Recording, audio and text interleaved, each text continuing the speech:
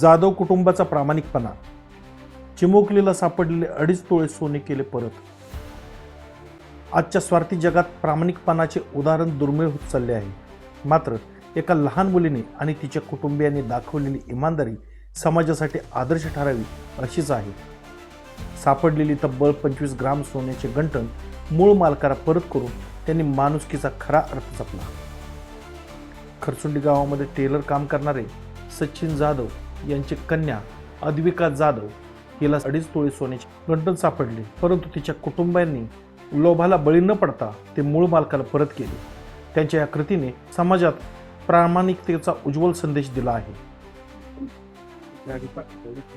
आजच्या या स्वार्थी जगात उदारमतवादी लोक फार कमी प्रमाणात आणि प्रामाणिक लोक फार कमी प्रमाणात भेटतात.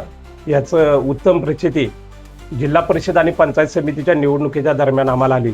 आज आम्ही इथं ज्या कारणासाठी उभा आहे त्याचं प्रमुख कारण आज मला आवर्जून सांगावं वाटतंय.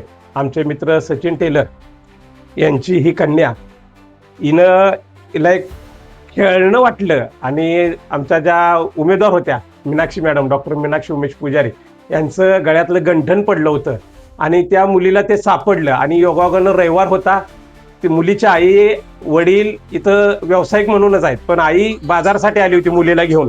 आणि त्या दिवशी आल्यानंतर तिला ते घेतल्यानंतर खेळणं वाटलं आणि ती तिच्या आईकडं आवर्जून आणून दिलं. मला एक आवर्जून गोष्ट सांगावी वाटते की ही पूर्वंपार चालत आलेली एक परंपरा असते.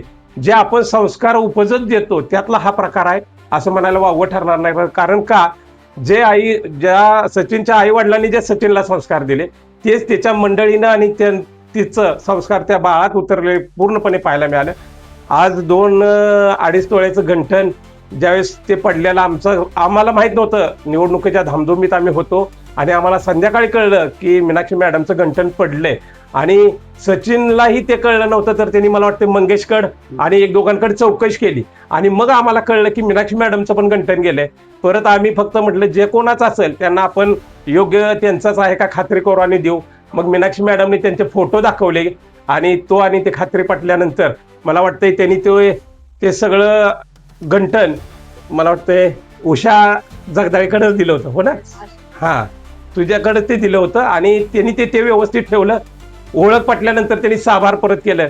आज एक औपचारिकता म्हणून हेच संस्कार पुढे जावेत आणि लोकांनी यातून काहीतरी आदर्श घ्यावा याचं आणि आपण यातून कुठेतरी उतराय व्हावं या वतीनं आम्ही पुजारी कुटुंब यांच्या वतीने डॉक्टर मीनाक्षी उमेश पुजारी पंचायत समिती सदस्य आणि डॉक्टर उमेश पुजारी यांच्या वतीनं या कुटुंबाचा सहृदय सत्कार सोहळा इथं आयोजित केला होता. असंच हे व्हावं आणि या मुलीला पुढील वाटचालीसाठी आमच्या पुजारी परिवाराच्या वतीने खूप खूप शुभेच्छा आहेत.